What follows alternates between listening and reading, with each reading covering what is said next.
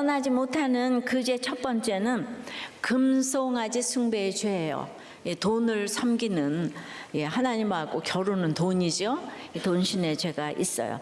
28절 9절이에요.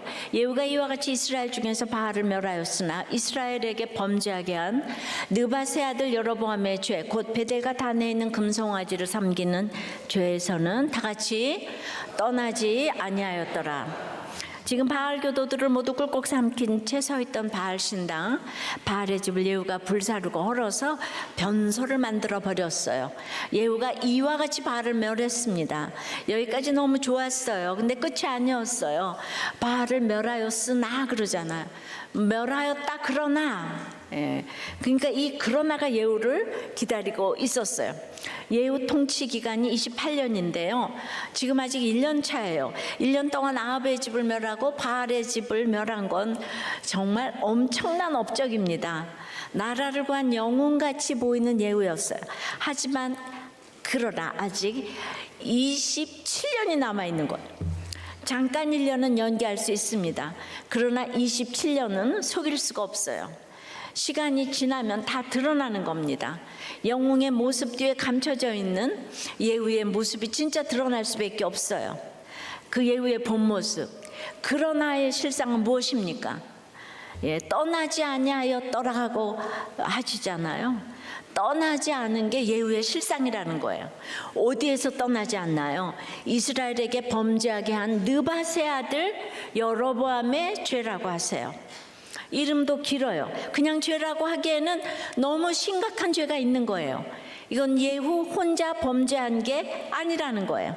이스라엘에게 범죄하게 한 죄고 파괴력이 엄청난 죄입니다. 그래서 그 아버지 느밧의 이름도 기록이 됩니다. 느밧이 누구였는지 어떤 삶을 살았는지 성경은 알려주지 않아요. 그러나 여로보암의 죄를 언급할 때마다 그 아버지 느밧이 함께 꼭 등장을 해요. 이건 느밧이 여로보암의 성처럼 쓰이기 때문만은 아니고요. 온 이스라엘을 범죄하게 한 그 엄청난 죄, 그 죄를 시작한 여로보암도 문제지만 그 문제가 다름 아닌 그 아버지 느밧에게서 시작되었음을 알려주는 사인이에요. 그래서 문제아는 없고 문제 부모만 있다는 게 맞아요. 자녀가 속을 썩이면 이때가 기도할 때고 돌아올 때이고 말씀을 들을 때인데, 여러분 우리들 교회 계시면서도 자식 탓을 하고 부모 탓을 하고 조상 탓을 하고 상대방 탓을 하면서 이혼 타령을 하면 말이 안 되는 거예요. 이제 오랫동안 부부가 하나가 안 돼도 이렇게 보면 서로가 적용을 안 하는 거예요. 무조건 믿음 있는 쪽이 사과를 해야 하는데 부모님들도 사과를 안 하고 믿음이 하나도 없는 아들 며느리 딸 사위 욕만 하면서 아무도 잘못했다는 사과를 안 해요. 무조건 우리는 내 탓이다를 부르짖어야 하는데 그것이 너무 어려워서 그 사과 한 번을 못해서, 아니 10번 20번이 힘들어서 교회를 떠나고 싶으세요? 안타까워요. 우리도 괜히 이런 집 있으면 안 돼요. 믿음 있는 그 한 사람이 사과해야 합니다. 그럼 이 사과가 왜 이렇게 안 됩니까? 이스라엘에게 범죄하게 한 느밧의 아들 여로보암의 죄는 무엇이에요? 베델과 단에 있는 금송아지를 섬기는 죄잖아요. 그러니까 북이스라엘을 창건한 이 여로보암이, 이게 왜 금송아지를 섬기냐면요, 여로보암이 솔로몬의 아들 르호보암에게 반역을 일으켜서 북이스라엘을 세웠어요. 솔로몬이 여자를 1000명을 얻어내리고 살고 밀로를 건축하고 이러니까 10지파가 합세를 하고 나라가 강성해졌어요. 다 모든 게 있는데 한 가지가 없는 거예요. 성전이 없어요. 그들에게 성전은 그냥 반드시 예루살렘 성전에 한 번씩 가야 되는 게 이들에겐 정체성이에요. 그래서 백성이 예배드리러 예루살렘에 가는 걸 막기 위해서 국경지역 중심 도시인 베델에 금으로 번쩍이는 송아지 신상을 세워놓고 이거를 하나님이라고 생각하고 기도를 해라. 북쪽 단에도 하나를 만들었어요. 제사 절기도 막 7월인데 8월로 막 바꾸고, 그러니까 말씀대로가 아닌, 교회는 교회인데 완전 사이비를 만들어 놨어요. 근데 그 창시자 여로보암은 요즘에 나오는 예후보다도 더 부지런하다고 그래요. 솔로몬이 인정을 했을 정도예요.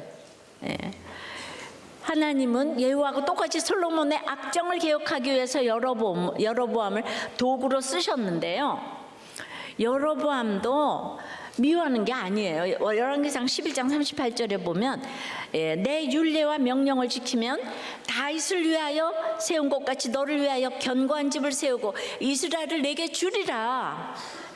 이렇게 하나님이 약속을 내주셨지만은 그렇게 시작은 좋았는데 이렇게 열지파가 따라 나올 줄 몰랐어요. 그래서 금세 남유다보다 강해지니까 그 다음에는 금세 하나님을 대신할 그 금송아지를 당장 세운 거예요. 그러므로 지금 이제 예후가 그 죄를 따라가게 된 것이에요. 내가 조금이라도 높아지면 당장 하나님의 율례와 명령을 지키지 않은 거예요. 근데 전 참 예후도 여로보암도 너무 부지런해서 이 주군이던 솔로몬이나 또 이제 북이스라엘의 아합 왕 등에게 가장 신뢰받던 자들이었잖아요. 그들도 그때는 몰랐을까요? 그러니 사람 분별이 얼마나 어렵습니까? 그러니까 큐티할 수밖에 없는 거예요. 큐티를 하면서 그때 정해주는 말씀의 인도함 따라 하는 거죠. 내가 정하려고 하면 안 되는 거예요. 근데 왜 하필 송아지상이었을까요? 농경사회에서 쏘는 힘과 다산의 상징이었어요. 바알을 가장 확실히 보여주는 동물이 바로 소입니다. 그러면은 농사를 짓는데 농사의 신인 바알에게 절하는 것이 뭐가 나쁜 거예요? 교회 가서 내가 입시와 승진과 질병을 위해서 기도를 하는데, 기도하는 것까지 좋았는데 거기 내 욕심이 들어왔어요. 욕심이 이루어지기를 비니까. 그런데 아니 내가 내 아들을 위해서 기도하는데 그게 뭐가 나쁘다는 거예요? 그럼 바알은 나쁘고 금송아지는 좋은 건가요?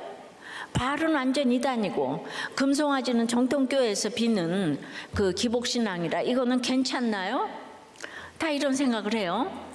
자, 예후는 아합의 주인이었던 바알을 멸했으니까 그 기가 막힌 아합을 뛰어넘었어요. 수많은 원 오브 댐 중에 하나였던 예후가 the only one이 되었어요. 특별 대우, 예복 필요 없어요.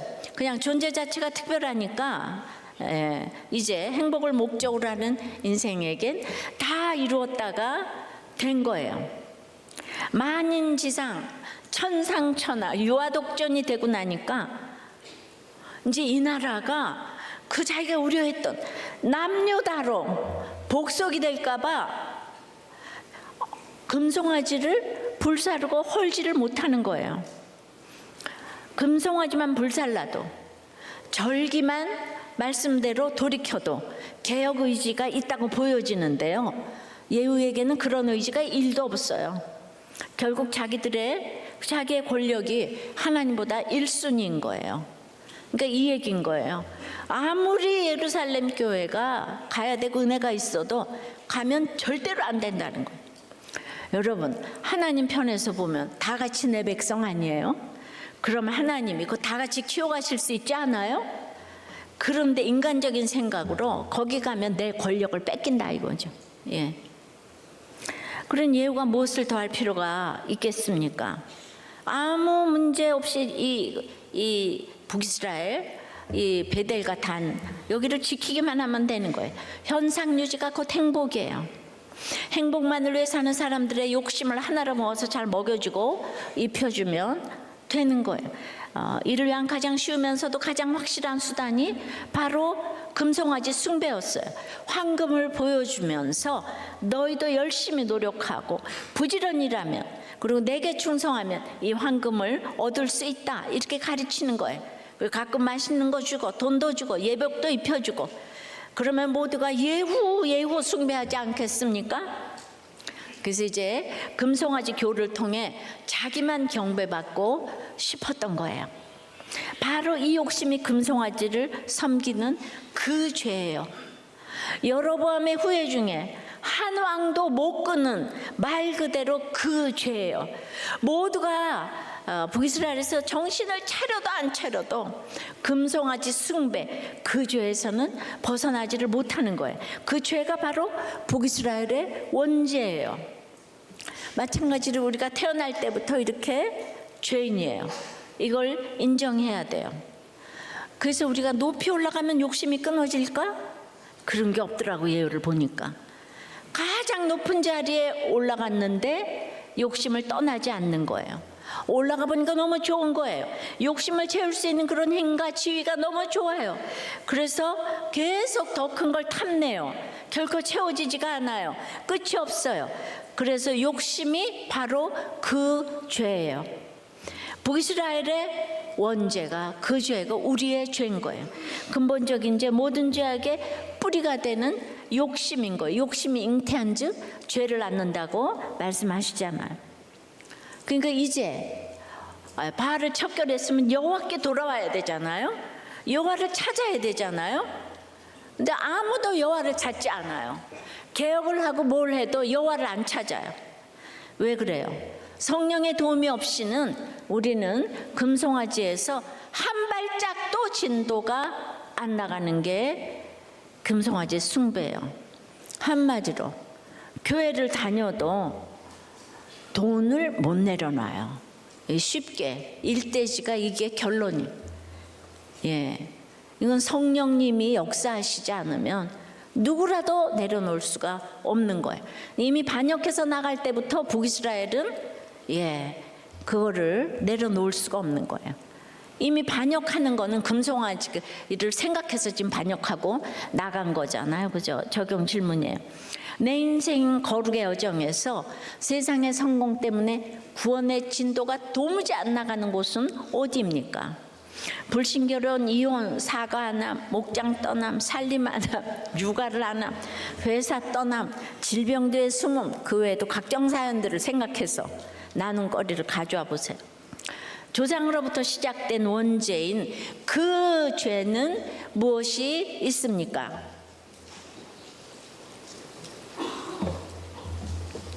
설교가 매우 어렵습니까? 이해되십니까?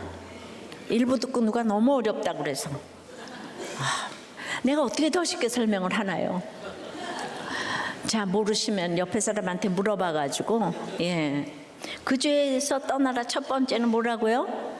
금송아지 숭배인 거예요. 돈을 섬기는 거예요. 두 번째는 잘보다 전심으로가 중요합니다. 이거는 열심의 죄예요. 30절 31절입니다. 여호와께서 예후에게 이르시되 네가 나보기에 정직한 일을 행하되 잘 행하여 내 마음에 있는 대로 아합 집에 다 행하였은즉 네 자손이 이스라엘 왕위를요 4대를 지내리라 하시니라.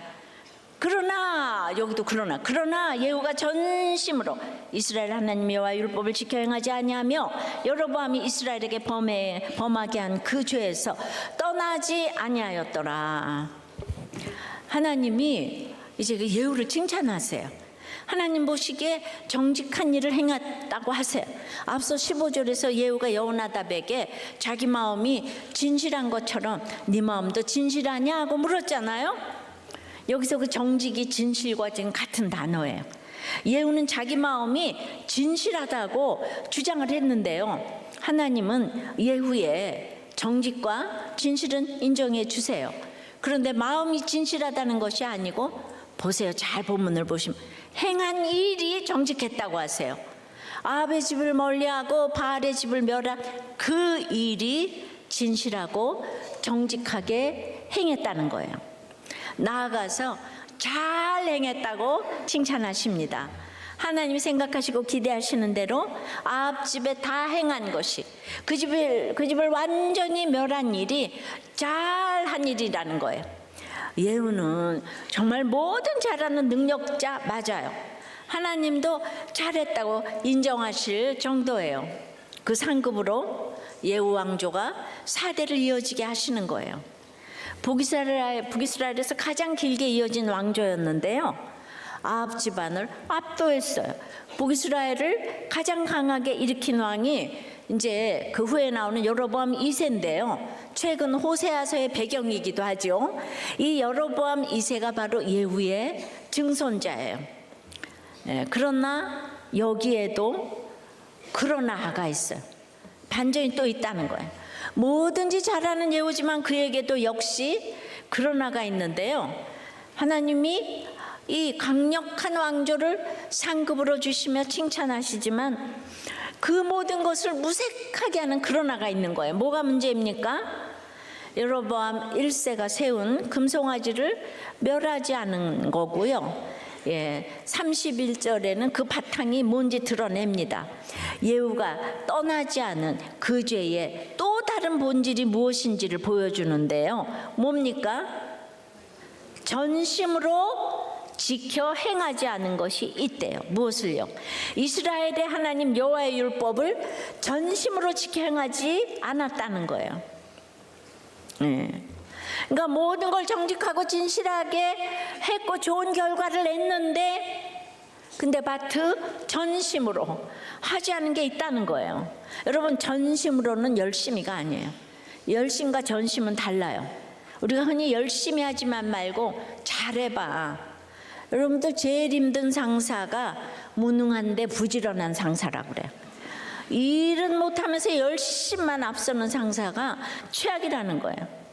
해결책은 주지 않고 무서운 열심으로 탱크처럼 밀어붙이기만 하니까 왜 하니 힘들겠어요. 반대로 가장 좋은 상사는 게으른데 유능한 상사래요. 왜냐하면 해결책만 주고 괴롭히질 않아. 게을러가지고. 그러니까 자리, 열심보다 중요한 거는 맞는 것 같아요. 여러분은 전자입니까? 후자입니까? 생각해 보세요. 열심은 말 그대로 뜨거운 마음이에요. 내 생각, 내 원함, 내 목표를 이루려고 내 에너지를 뜨겁게 활활 태우는 거예요. 히브리어로 보자면 열심은 기본적으로는 소유와 관련되어 있어요. 뭔가를 너무 가지고 싶을 때 타오르는 마음이 올라와요. 또 가지고 있는 것을 뺏기지 않으려고 용을 쓰는 마음이에요. 그 뿌리가 욕심이라는 거예요. 즉 금송아지 숭배는 그 죄라는 거예요. 아무리 선한 열심도 심지어 하나님을 향한 열심이라도 마찬가지일 수 있어요. 이거는 쉽게 말하면 야망과 사명의 차이인 거예요. 야망에 열심을 내야 되지만 사명은 전심으로 행해야 되는 거예요. 그런데 전심은 온전한 마음이에요. 나뉘지 않는 마음이에요. 집중되어 있는 마음이에요. 두 주인을 섬기지 않는 마음이에요. 하나님을 섬긴다고 하면서 바알이나 금송아지 섬기는 건 특별한 열심일 수는 있지만 결코 전심은 아니에요. 하나님을 사랑한다고 하면서 황금을 쫓아다니는 것은 특별한 열심이지만 전심이 아니에요. 한 나눔에 보니까 주보에 열심 끝은 속임수입니다 라는 문구가 있었어요. 저는 그 문구가 울림이 됐어요. 나도 한 열심 하는 게 있는데 결국은 속임수다. 이게 맞습니다. 우리는 잘하기 위해서 열심을 내요. 잘하고 싶어하는 마음이 없으면 열심도 생기지 않아요. 그런데 전심은 좀 다릅니다. 전심은 뭘 잘하기 위해서 생기는 마음이 아니에요. 하나님께 예배하는데 전심인 사업가는 우선순위가 예배에 있기 때문에 어떤 경우에는 사업을 잘하지 못할 수도 있어요. 주일 성수하고 교회 봉사하고 지체들 섬기고 목장하고 이게 전부 시간이고 에너지인데 사업에 올인할 수가 없을 수도 있죠. 세상에서는 실적이 안 나올 수도 있어요. 근데 여러분들의 목적이 성공이면 이게 중요한 거예요. 하나님께 전심일 수가 없어요. 전심이냐 열심이냐. 하지만 중요한 것은 열심도 아니고 잘하는 것도 아니에요. 이 둘도 중요하긴 하죠. 열심히 할 땐 열심히 해야 되고 잘할 때는 매우 잘해야 합니다. 하지만 더 중요한 것은 열심이나 잘이 아니라 전심으로 하나님의 말씀을 지켜 행하는 거예요. 누가 지혜로운 사람이라고 하셨어요? 누가 반석 위에 집을 지은 사람이에요? 열심히 하는 사람이 아니에요. 잘하는 사람이 아니에요. 주님의 말씀을 듣고 행하는 사람. 그러니까 큐티하는 사람이 가장 지혜로운 인생의 건축자인 거예요. 어떤 사건이 와도 어떤 고난을 당해도 어떤 성취와 성공을 얻어도 삶의 기준이 하나님의 말씀에 있는 사람. 날마다 큐티하는 사람이 전심으로 하나님 앞에서 사는 사람인 거예요. 근데 열심히 살고 너무 잘하는 한 가수가 있는데 뺑소니 운전을 했어요.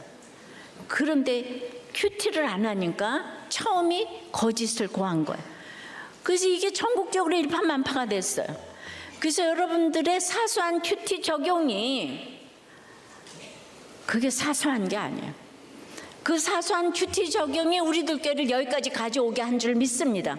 그러니까 여러분들 가정도 그 사소한 적용 때문에 하나님이 다 살려주신 거예요. 아십니까?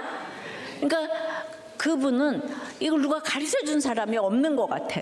너무 안타까워. 그걸 알았으면은 됐을 텐데 갑자기 힘들다가 갑자기 돈이 생기니까 가는 게 술집일 수밖에 없잖아요. 너무 안타까워요. 우리 열심도 우리가 지을 수 있고 잘하는 것도 우리가 할 수 있어요. 전심으로 하나님 앞에서 살아가는 것은 그런데 우리 힘과 능으로 할 수 없는 거예요. 예, 전심으로 사는 건 오직 성령께서 임하셔야 할 수 있는 거예요. 그러니까 내 힘으로 할 수 있는 게 아니에요. 그러니까 우리는 남을 정죄할 수 없어요. 너는 왜 전심이 안 되냐 이런 얘기를 할 수가 없어요. 그러니까 이걸 못 알아듣는 거예요. 그러니까 내 설교가 어려운 거예요. 어렵죠? 네, 어려워요. 네. 열심의 모델이 예후라면 이 전심의 모델이 있을 거 아니에요? 그동안 10장에 계속 나왔던 여호나답이 있잖아요. 예. 그런데 열심의 모델 이 예후 왕조가 4대나 이어지게 된 것을 다 순종에 대한 보상이라고 이해하는 것이 일반적인 해석이죠. 근데 SG 그라프는 예후가 받은 이 같은 4대가 축복의 의미만 있는 게 아니고 심판의 의미도 있다는 거예요. 뒤집어 생각해 보면 예후 왕조가 4대까지만 이어지고 아합 왕조하고 똑같이 그 왕위가 찬탈되고 멸망당하게 되리라는 의미를 담고 있다는 거예요. 하나님의 칭찬에는 비록 표면적으로 표현되지 않았지만 아합 집안을 멸망시키고 자신이 왕이 되려는 권세욕과 금송아지 우상 숭배에 대한 심판의 메시지가 딱 담겨 있다는 거예요. 그런데 이 본문이 아합 집안에 대한 하나님의 심판의 말씀의 성취이기 때문에 이를 수행한 예후의 죄악이 열거되지가 않았다는 거예요. 그만큼요 예후는 죽기까지 이걸 못 알아들었어요. 끝까지 이 말을 못 알아들었어요. 그래서 악한 날에 악한 자를 쓰신 결론으로 그냥 끝났어. 이 말을 못 알아듣는 것.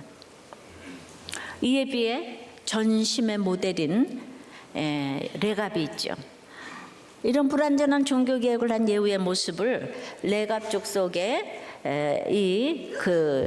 조상인 여호나답이 지켜봤어요.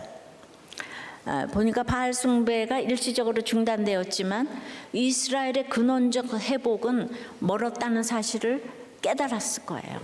내가 속았구나. 예후는 이에 타산의 자기 목적이 이루어졌기 때문에 그때부터 여호나답의 말 듣기를 거부했어요. 금송아지를 철폐해라. 안 들어요. 적극적으로 거절했어요. 아마도 두 사람이 이 지점에서 갈라서지 않았을까 생각을 해봅니다. 아마 이때 큰 좌절을 경험한 여호나답이 사마리아를 떠나 광야로 들어가지 않았을까요? 자기 열심히 앞서 분별 없이 예후 편을 섰던 것을 후회했을 거예요. 그러나 택자는요, 저놈의 예후놈을 죽여야지. 그러지 않죠, 그죠? 펄펄 뛰면서 택자는 항상 내가 틀렸다잖아요, 그죠? 내가 틀렸어.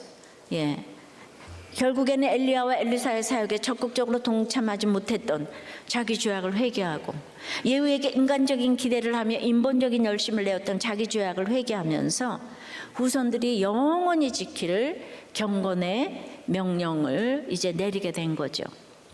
여러분, 예후 개혁의 시초는 나봇의 포도원 사건이었어요. 토지의 영구 매매를 금지하고 희년에는 이제 원주인에게 돌려주잖아요. 토지를 기업으로 주신 하나님의 토지법과 이제 토지의 사유를 허용하는 바알의 토지법이 충돌하는 결정적인 사건인 거예요. 그렇다고 문자적인 공산주의 독재의 토지법을 말하는 것이 아니에요. 우리나라가 잘 살게 된 것은 우리 이승만 대통령이 농지개혁을 잘했기 때문이잖아요. 그 얘기를 하는 게 아니고 나봇의 포도원은 하나님 나라와 세상 나라의 충돌을 의미하는 거예요. 그러니까 이럴 때 여호나답도 예후처럼 총칼 들고 혁명을 일으키는 것이 아니라 이제 한 번은 내가 이 편을 들어줬지만은 이제 나는 삶의 본을 보이는 것밖에 할 수 있는 게 없구나. 그래서 그는 개혁경신의 상을 다 버리고 레갑 족속에게 광야로 들어갈 것을 명령했어요. 나그네 인생처럼 집도 논도 밭도 어떤 것도 소유하지 말고 농사를 짓지 말고 유목민으로 살아라. 하나님의 언약을 지키기 위해 비천하게 살아라.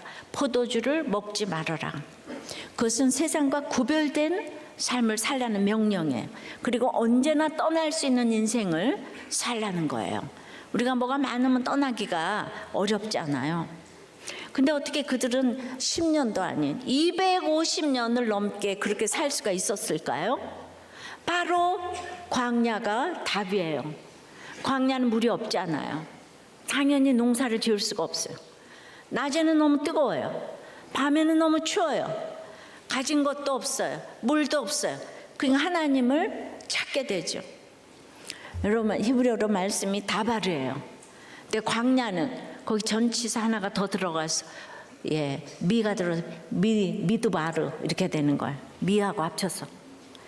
그러니까 말씀으로부터라는 뜻을 가지고 있어요. 광야가. 근데 말씀이 나오고 말씀이 들리는 곳이 광야라는 거예요. 우리들 꽤 광야 가운데 있는 분들이 다 지금 주인공이 되셨어요. 그분들이 없으면 우리들 꾀는 이렇게 올 수가 없어서. 금수저들이 말씀이 안 들리잖아요, 그죠? 금수저님께 죄송. 그러니까 시편 1편에도 악인의 길이 있고 의인의 길이 있는데, 의인의 길은 복 있는 사람의 길이고 말씀을 묵상하는 자의 길이라고 그러고, 말씀을 주야로 즐거워하면서 묵상할 때 어디로 가든지 형통하다고 했잖아요. 그러니까 이렇게 금송아지 길을 택한 예후는 악인의 길을 택한 거죠. 그러니까 이럴 때 바알 개혁, 아합 개혁 다 하고 광야의 길을 택한다는 것은 북이스라엘의 모든 왕 중에 한 사람도 택하지 못한 길이에요. 근데 그것을 바로 레갑 족속이 택했어요. 왕은 택하지 못해도 택자는 택하는 광야의 길입니다. 예레미야 35장에 보면 이로부터 256년 뒤에 하나님이 레갑 족속을 시험했어요. 그런데 포도주를 입에 대지도 않았어요. 그러니까 그들을 칭찬하시죠. 야, 레갑 족속은 선조의 말도 듣는데 너희들은 어찌하여 하나님 말을 안 듣느냐. 35장 읽어보세요. 그러므로 열심과 전심은 아주 다릅니다. 여러분 99% 합격은 없어요. 99.9% 합격도 없어요. 100%만 합격인데 100%가 전심으로 섬기는 거예요. 100% 섬기는 것은 내가 섬기는 것이 아니고 적용하는 거예요. 광야로 들어가는 거예요. 말씀이 들리는 길로 나가는 거예요. 에스겔 36장 27절에 또 내 영을 너희 속에 두어 너희로 내 율례를 행하게 하리니 너희가 내 규례를 지켜 행할지라. 우리가 주님의 말씀을 지켜 행하는 이 전심은 우리 안에서 생기는 게 아니라 위로부터 내려오시는 성령께서 우리 안에 들어오셔서 행하시는 은혜입니다. 그러니까 내가 주님을 섬긴다고 너는 왜 못 섬겨? 이렇게 말을 하면 그것도 아닌 거예요. 그래서 우리 애통할 수밖에 없어요. 우리가 목회자 세미나로 한국교회 섬긴 지가 딱 10년 됐어요. 2014년 10월에 시작했으니까 1회 때부터 그야말로 전심을 구했어요. 제가 제 주제에 뭐 열심으로 해서 되겠어요? 전심밖에 없어요. 10년을 달려왔어요. 제가 감당할 수 있는 일이 아니었거든요. 때마다 전적인 무능을 인정할 수밖에 없는 환경에 묶어 두셨어요. 설교는 쉬었어도 지금 목회자 세미나를 쉰 적이 없어요. 항암 때도 모자 쓰고 3박 4일을 혼자 다 감당했어요. 여러분들 모르시죠? 근데 그때 막 있잖아요. 막 오빠의 그냥 강철 같은 힘이 나와가지고 2시간도 앉아있기도 힘든데 3박 4일 강의를 그때 혼자 그때 다 거의 혼자 했는데 너무 놀라운 일 아니에요? 그러니까 위로부터 성령이 내려오셔서 주님만 의지할 수밖에 없었고 저절로 전심으로 하게 되었습니다. 여러분들 모두가 성령으로 한 말씀 정말 함께 한 성령으로 기도와 섬김으로 함께 해주셨기 때문에 이제 그 열매를 보기 시작해서요. 점점 많이 이제 오십니다. 죽어가는 한 사람, 한 가정, 한 교회가 살아났다는 간증을 우리나라에서 세계 곳곳에서 듣게 하십니다. 여러분을 통해서 하나님이 전심으로 이 땅에 이뤄가시는 구원인 줄 믿습니다. 적용 질문이에요. 내 열심입니까? 하나님께 전심입니까? 광야가 말씀이 나오는 비결인 것을 믿습니까? 여러분은 지금 어떤 광야에 계세요? 물질의 광야, 건강의 광야, 인간관계의 광야. 나 홀로 부부간에, 부모 자식 간에 목장의 광야입니까? 회사의 광야예요? 학교의 광야예요? 여기에서 전심으로 지켜야 할 사명은 무엇입니까? 여러분, 상처가 별이 되고 고난이 약재료가 되는 거잖아요. 이 광야가 진짜 축복인 거예요. 해외 온라인 청년 목장이 총 7개가 있는데요. 미주에 5개, 유럽에 1개, 아시아에 1개 그렇게 운영 중이에요. 그런데 그중에 카나다 한 목자가 주일 말씀 듣고 제가 생명 내놓고 목자를 하는 게 아니라 내 목숨 살이면서 대충 했구나 이걸 깨달았다. 그래서 설교 말씀을 대충 요약한 것을 회개한다고. 또한 우리 청년의 목자 나눔은 현재 유럽 목장이 한 곳인데 저는 스위스에 있어요. 목원이 9명이나 되는데 로마, 스위스, 이태리, 프랑스 다 흩어져 있어요. 줌으로 9명과 목장하는 것이 쉽지가 않아요. 목장이 분가하면 좋겠는데 새로 올 만한 목자가 있었으면 좋겠습니다. 근데 이번 주 월요일에 박서정이 로마로 떠났잖아요. 목자 출신이에요. 거기 가서 잘하기 바래요.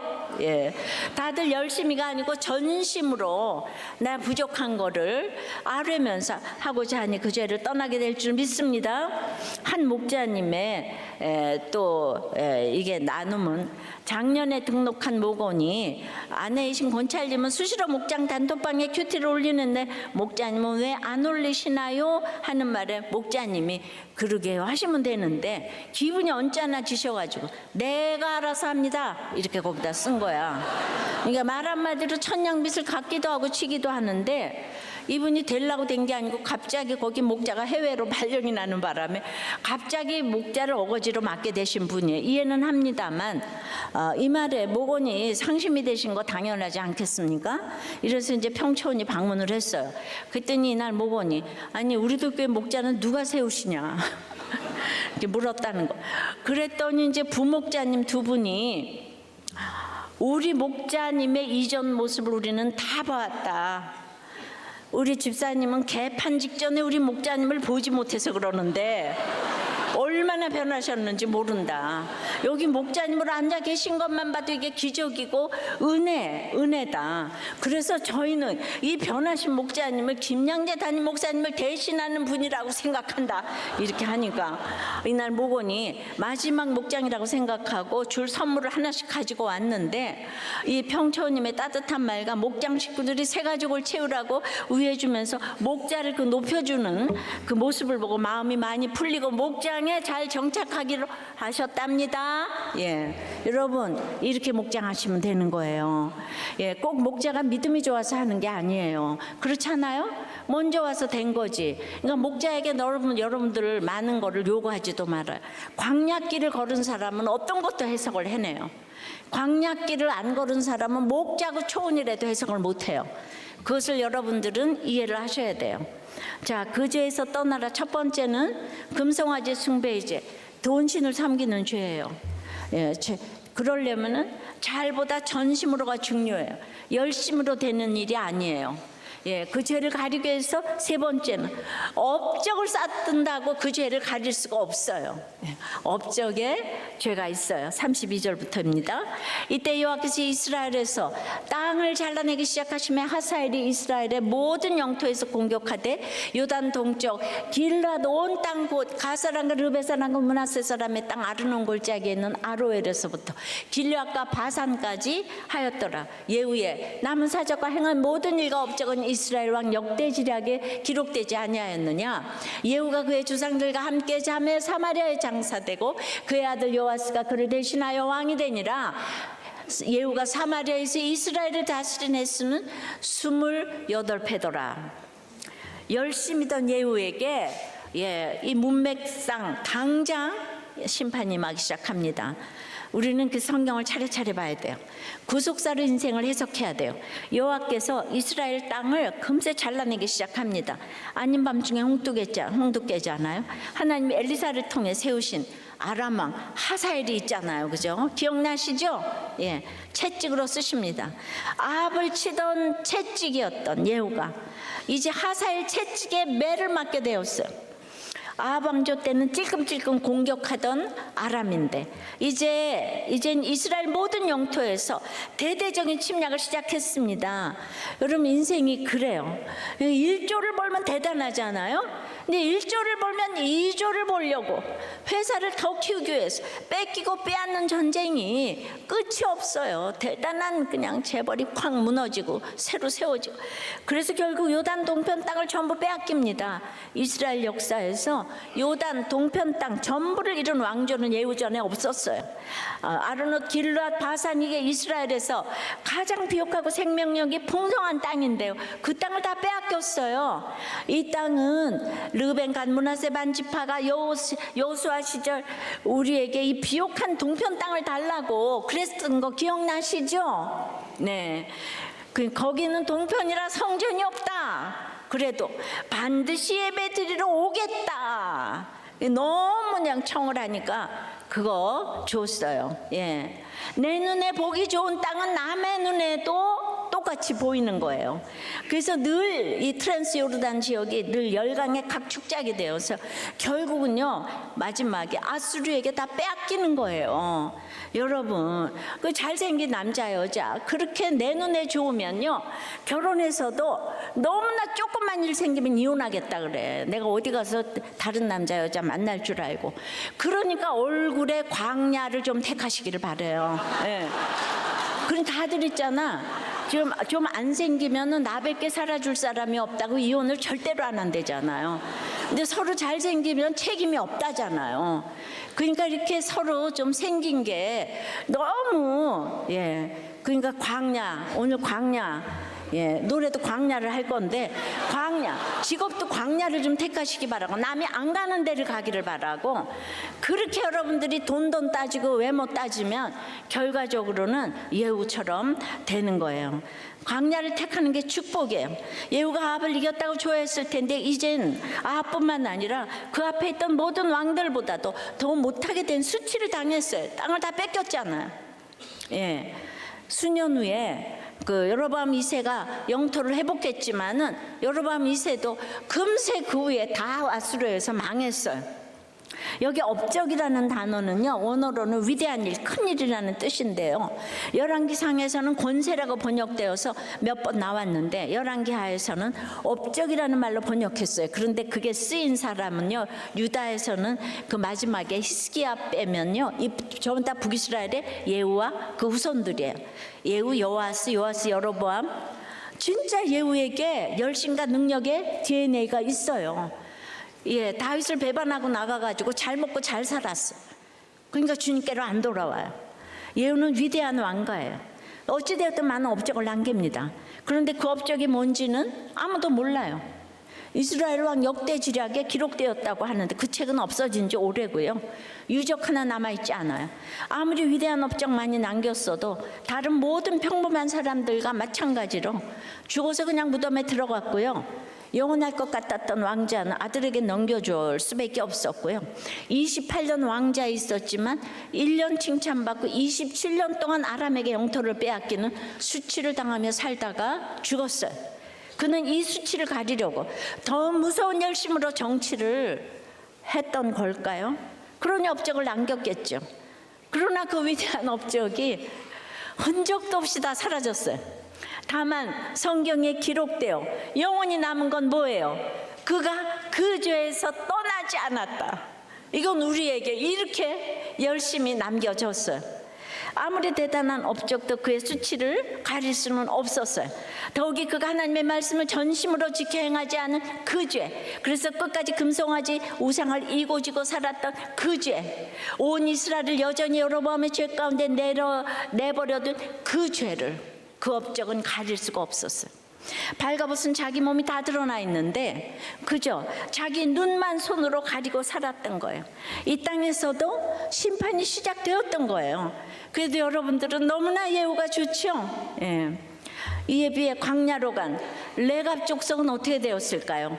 레갑 자손은 BC 722년에 북이스라엘의 멸망 때도 살아남았고 BC 586년에 남유다의 멸망 때도 살아남았어요. 그들은 집이 없고 장막을 짓고 유목 생활을 하는 자들이었기 때문에 이동이 쉬웠어요. 신앙생활을 잘하기 위한 불가피한 선택이었지만 비천한 삶과 청비는 그들을 보호하는 수단이 되어 주었어요.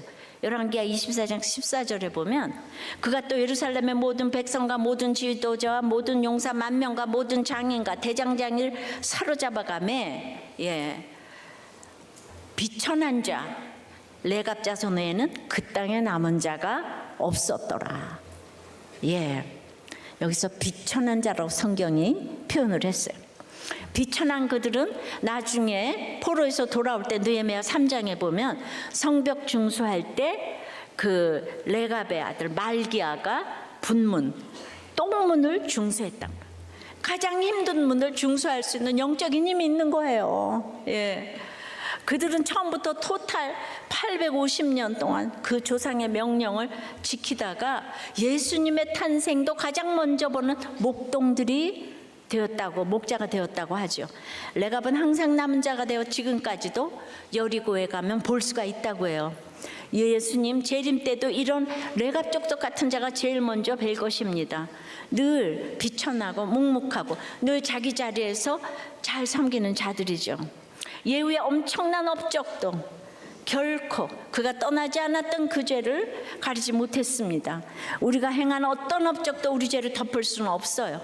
하나님께서 전심으로 우리를 사랑하셔서 독생자를 보내셨습니다. 성자 예수님은 죽음까지도 마다하지 않으시고 우리를 향해 전심으로 다가오십니다. 그 전심으로 십자가를 지셨어요. 그리고 이제 성령 하나님이 전심으로 우리 삶 안으로, 삶의 안으로 오십니다. 성령님이 우리 안에 들어오셔서 우리와 함께 살아주십니다. 허물 많은 우리 삶을 덮어주고 계세요. 성령님의 전심으로 지금 우리가 여기 하나님 앞에 나와 있는 것입니다. 우리를 품고 계세요. 용서하시고 위로하시고 힘을 주세요. 우리가 더럽고 약한 인생이지만 여전히 저마다 짐처럼 이고 있는 그 죄를 떠나지 못하고 있는 쓸모없는 인생이지만 이제 우리도 우리 죄의 자리를 떠나서 하나님께서 맡기신 거룩한 사명의 자리로 나아가야 합니다. 우리 모든 언행에서, 우리 가정에서, 학교에서, 일터에서 때마다 일마다 우리를 올가매려고 하는 그 죄를 떠나야 합니다. 성령과 함께 성령을 힘입어서 그 죄에서 떠나야 합니다. 이것이야말로 이 땅에서만 아니라 천국에서 영원히 빛날 진정한 업적인 줄 믿습니다. 적용 질문이에요. 그 죄와 광야의 비천한 생활을 가릴 업적을 쌓으려다가 더 큰 수치를 당했던 적은 없습니까? 예를 들면 입시 실패와 취업 재수와 승진 누락과 허황된 재테크와 이 외모 지상주의 등 나눠보실 거 많아요. 여러분의 비천한 삶과 청빈함이 나를 보호해 주실 것을 믿습니까? 여러분들이 항상 비천하다는 걸 알면 주제를 알고 맞습니다. 아이고 정말 비천한 주제 그럼 맞습니다 합니까? 그게 아니고요 합니까? 그래서 지금은 내 죄를 가려주시는 하나님의 사랑 안에 거하고 있습니까? 그러니까 이번 주일에도 광야를 통과하는 나눔들이 수없이 올라왔어요. 저 혼자 두 분 다 치매인 어머니와 아버지를 돌보는데 직장까지 잃고 무능한 저는 부모님 치매 돌보면서 아주 죽을 지경입니다. 그런데도 교회를 나와서 목장에 나오시잖아요. 또 한 번은 빚만 늘어나는 상황인데 아내가 아르바이트라도 하라고. 그래서 너무 서운했지만 그래도 알아보니까 저녁 8시부터 새벽 1시까지 하면 하루에 5만 원은 벌어서 한 달에 80만 원은 벌겠다. 이런 계산을 나름도. 예. 또 한 분은 도박과 마약 중독에서 사랑구실 못하고 살았는데 공동체 와서 말씀 듣고 나눔 통해서 거듭난 삶을 살며 새 사람이 되었는데 저와 같은 사람이 있다면 저의 지난 삶의 간증을 통해서 한 생명을 살리는 한 사람이 되기를 소망합니다. 우리들 교회 현수막에 한 사람이 나라입니다 붙여있죠? 네, 그러니까 우리가 다 이렇게 광야를 지나면서 이런 분들이 이렇게 모여서 살아나는 게 진짜 교회 사명 아닐까요? 질병의 고난도 너무너무 많지만은 교통사고 나고 누님이 독충에 물리고 어머니가 넘어지시고 또 아들이 신장암 초기라고 하고 그것들이 했는데 욥기에서 호세아까지 아직도 내가 하나님을 바라보지 못하고 세상적인 탐욕이 있다. 질병 가운데서도 이렇게 깨달으시는 거예요. 광야를 지나며 여러분들 다 성령으로 다시 태어나시기를 바랍니다. 우리도 교회 목장에 나오시는 것만도 그 죄를 덮어주실 줄 믿어요. 말씀을 맺어요. 주님, 저희들이 이 구속사적인 가치관으로 저희들의 모든 회사와 사업과 프로젝트와 아이디어에 잘하게 도와주시고 열심으로 하게 해두시고 나가서 전심으로 할 수 있도록 주님 기름을 철철 부어 주시옵소서. 예수 그리스도 이름으로 기도드리옵나이다. 아멘.